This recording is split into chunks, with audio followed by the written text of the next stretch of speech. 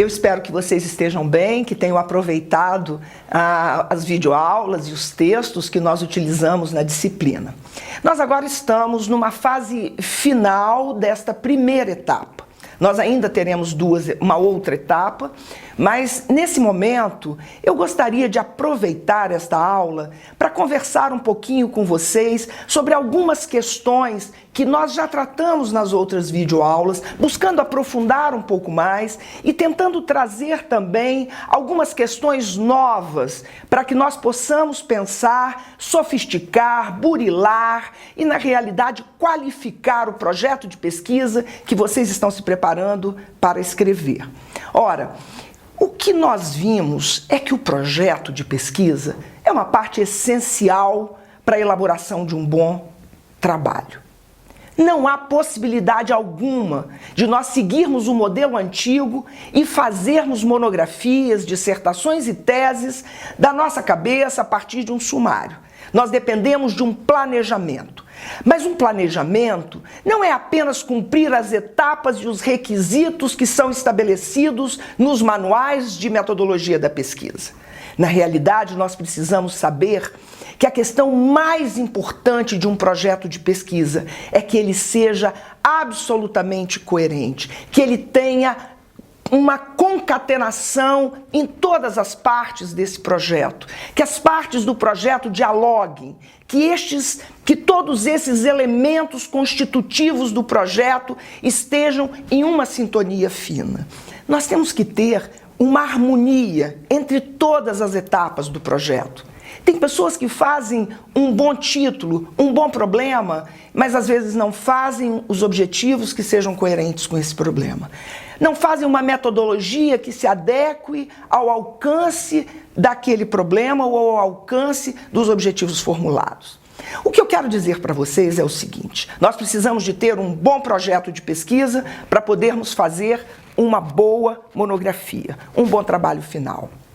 Mas tudo depende de um bom começo. E o principal começo é a escolha do tema.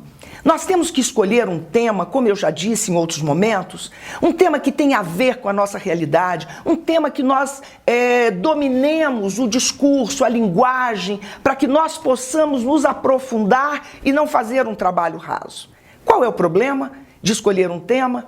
É que nós nos apaixonamos por muitos temas. Nós que pensamos, vocês do Ministério Público da União, vocês se encontram com temáticas as mais encantadoras e vocês então se apaixonam por N temas e sofrem com uma dificuldade, que é a dificuldade da delimitação do objeto. Ora, o pesquisador precisa aprender e ser humilde e entender que não há possibilidade de pesquisarmos tudo, que nós precisamos escolher uma pequena parte do problema e mergulharmos nessa parte. Se nós fizermos um objeto, trouxermos um objeto de estudo muito amplo, nós faremos um trabalho superficial. Para nós fazermos uma pesquisa que seja verticalizada, aprofundada, é necessário que nós façamos um bom recorte do objeto, uma boa delimitação. Abram mão de imaginarem que vocês vão ser capazes de falar sobre tudo, porque isso não é possível, isso não é dado ao humano numa pesquisa. Então, a primeira etapa é a etapa de uma delimitação do objeto, de maneira que esse objeto seja claramente recortado, de forma objetiva. Qualquer pessoa que leia aquele título, aquele objeto, ela entenda com perfeição aquilo que você quer. Há pessoas que fazem títulos e objetos sofisticadíssimos e que as pessoas nem entendem o que elas querem dizer. Nós somos atraídos pela compreensão do objeto. Então eu queria sugerir que escolham um tema simples. Temas simples podem dar pesquisas belíssimas e altamente sofisticadas. Mas veja bem, escolhido o objeto, lembrem-se de que vocês precisarão trabalhar com um problema. Como eu disse em outras aulas, o problema é a alma do projeto. Não há um bom projeto sem um bom problema. Eu posso ter todas as etapas cumpridas rigorosamente, tecnicamente, metodologicamente, mas se eu não tiver um objeto que tenha sido construído na perspectiva de trazer todos os elementos e encerrar neste problema os elementos teóricos e metodológicos, com clareza, eu não conseguirei fazer um bom trabalho. Então, é o seguinte, eu posso ter um bom trabalho se eu tiver um bom problema de pesquisa. E um bom problema de pesquisa não é uma certeza, um bom problema de pesquisa é uma dúvida que me encanta, uma dúvida que me instiga, uma dúvida que me faz ter o desejo de ler, de mergulhar. Vocês precisam ter um bom problema de pesquisa e serem humildes para entender que este problema pode ser um pequeno problema, mas que tomará uma dimensão grandiosa na medida que vocês o trabalharem a partir das categorias analíticas, a partir dos métodos e a partir dos referenciais teóricos que forem utilizados. Minha sugestão, façam uma pergunta simples, objetiva, direta, mas procurem colocar neste problema, nesta pergunta, todos os elementos que são possíveis de sustentar o trabalho que vocês querem fazer. Deixem claro no problema qual é a intencionalidade de vocês. Feito esse problema, o objetivo é uma etapa difícil. Há pessoas que formulam objetivos altamente incompatíveis com o problema que formularam. Porque quando eles formularam o problema, eles abriram mão de alguns desejos. Aí quando eles vão formular os objetivos, eles querem trazer esses desejos que eles já abriram mão na formulação do problema para dentro dos objetivos. Nós não podemos fazer isso. Os objetivos precisam ter uma ordem hierárquica, eu preciso começar a trabalhar com objetivos mais simples, como relacionar, levantar, identificar, e só depois partir para objetivos mais analíticos, comparativos. E lembrem-se, se eu fiz uma opção por uma base teórica, é importante que eu me lembre que aquela base teórica tem categorias de análise que eu deverei me apropriar e que elas deverão estar presentes na formulação dos objetivos. Não se esqueçam disso. Não se esqueçam também de que quando você formula um objetivo, você já tem que ter clareza do seu desejo. Se a sua pesquisa será uma pesquisa de campo ou uma pesquisa que não é empírica. Ora, ou eu faço uma pesquisa bibliográfica ou eu faço uma pesquisa empírica. Pesquisas empíricas demandam objetivos que irão me conduzir para este empirismo. Então, esta é uma decisão que vocês precisarão tomar. Decidido o problema, partindo para os objetivos, lembrem-se, é preciso que vocês tenham objetivos que contemplem a intencionalidade que só será descrita na metodologia.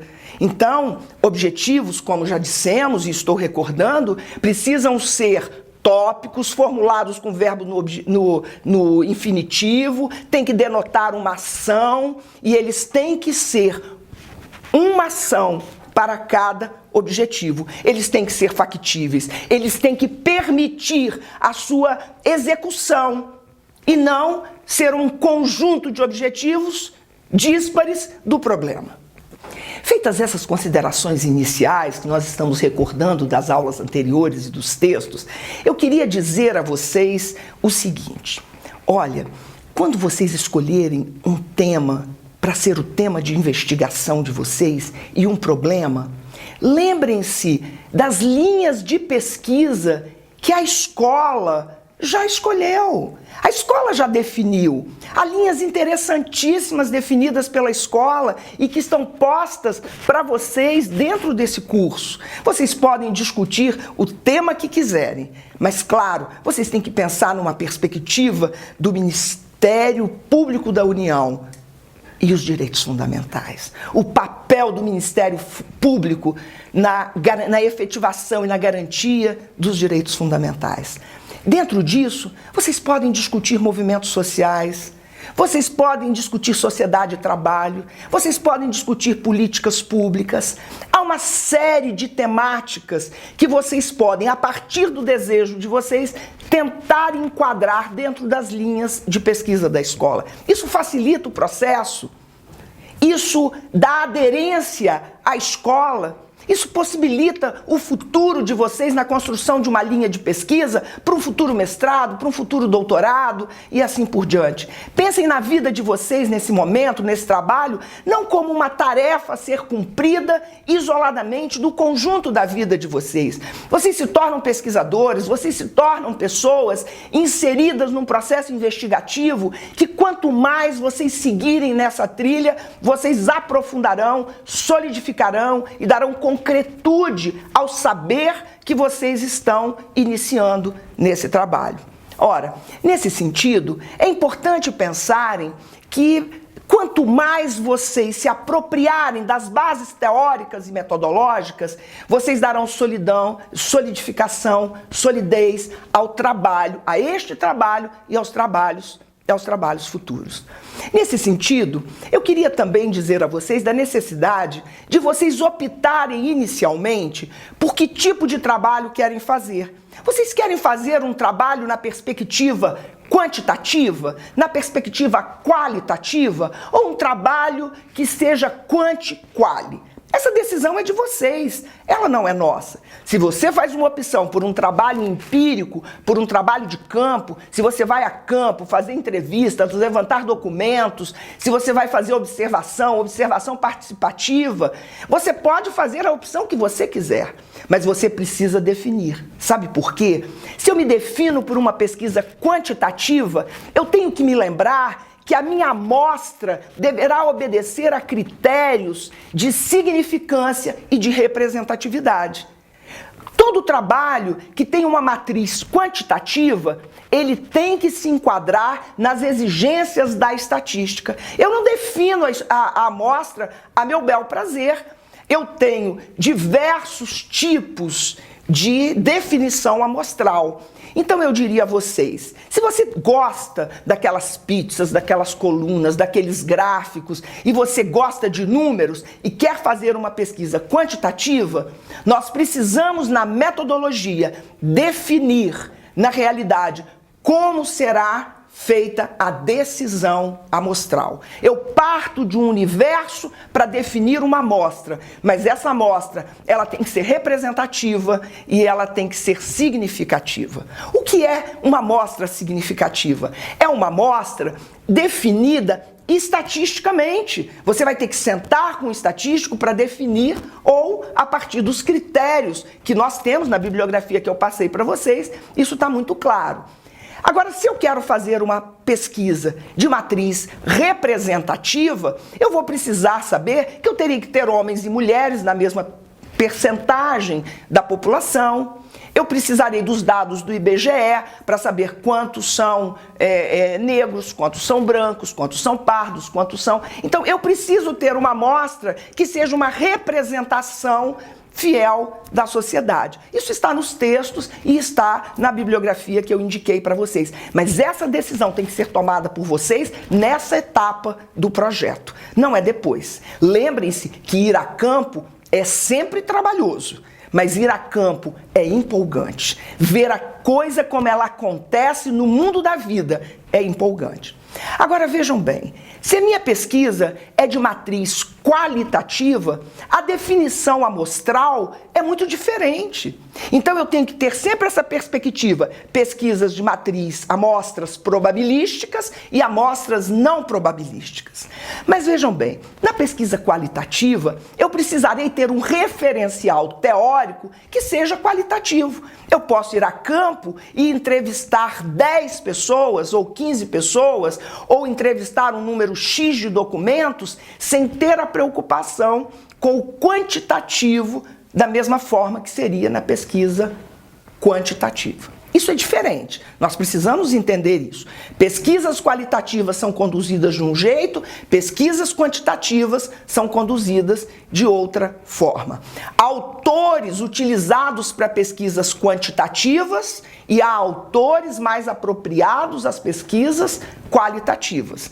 Então, toda essa opção precisará ser e ter, claro, a ajuda do orientador de vocês. O orientador é peça fundamental nesse processo. O orientador não é apenas uma figura que vai participar da sua banca de defesa final ou que vai colocar o nome como seu orientador. Ele é responsável, conjuntamente com você, por um problema bem formulado, por objetivos bem formulados e por uma definição metodológica compatível e adequada. Então eu diria para vocês nesse momento, escolher o problema é importante e é seu. Definir um problema e formulá-lo é seu com a ajuda do seu orientador. Formular objetivos compatíveis com o problema é importante termos o olhar externo, seja do orientador, seja de alguém que possa ajudá-lo a criticar. Nesta etapa de elaboração do projeto, nós termos pessoas críticas ao nosso lado, que pode ser o nosso companheiro, o nosso amigo, colegas de turma, é fundamental. A solidão não é boa na pesquisa. Pesquisas feitas de maneira solitária, introspectiva, sentados no nosso gabinete sozinhos, no nosso computador, normalmente são pesquisas mais frágeis. Pesquisas que se submetem à crítica são pesquisas muito mais fortalecidas.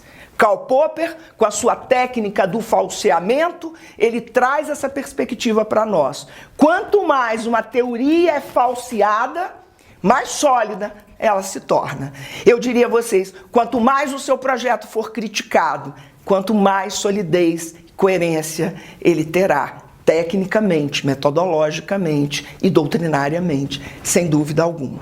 Bom, o que eu gostaria, então, nesta etapa de elaboração do projeto, nessa etapa final em que vocês já consolidaram leituras, eu espero que todos vocês tenham feito a opção, o trabalho que eu pedi de que vocês levantassem 3 referências bibliográficas importantes, fizessem a leitura delas sobre desastres ambientais.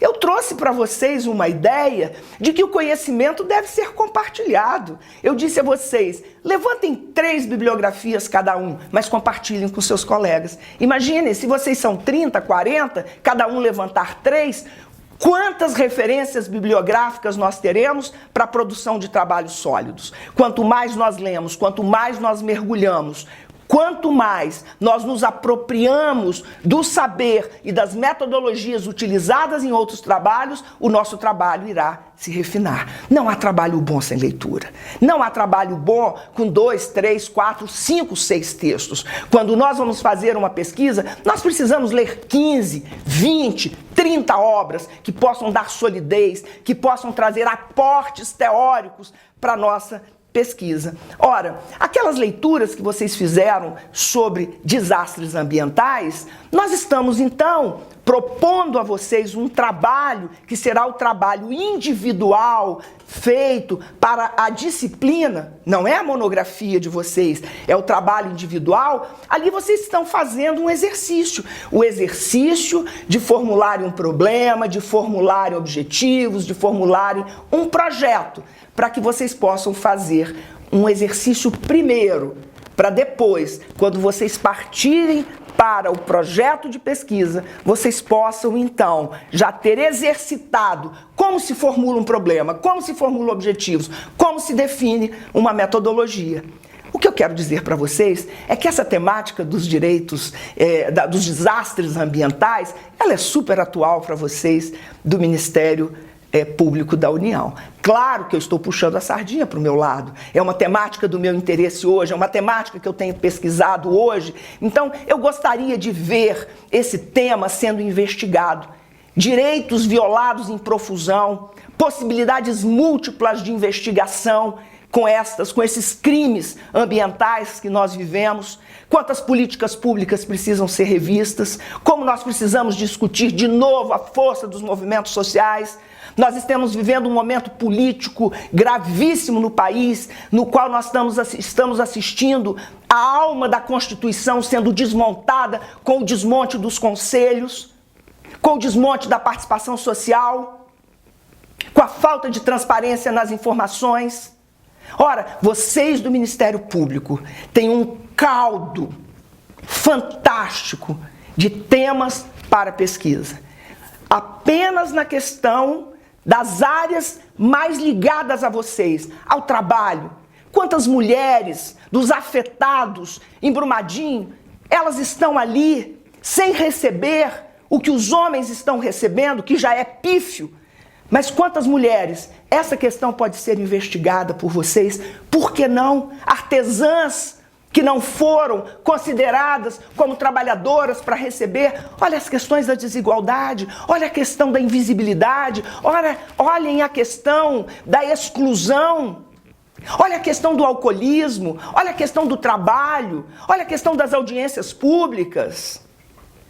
Olha tantas questões, como mesmo nos casos nos quais estas empresas que cometeram crimes gravíssimos contra a humanidade, porque não é contra pessoas, contra grupos pequenos, é contra a humanidade, contra a biodiversidade.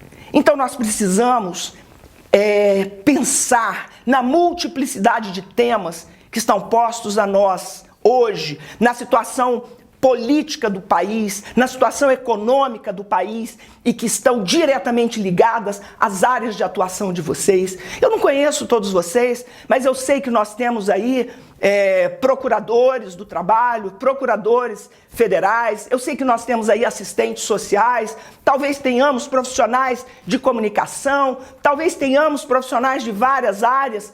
Por que não mesclarmos? O direito é a mais interdisciplinar das ciências e os direitos humanos, os direitos fundamentais, precisam ser pensados por nós como uma possibilidade e como um retorno que nós damos à sociedade pelos lugares que nós ocupamos na nossa vida profissional. Um abraço a vocês.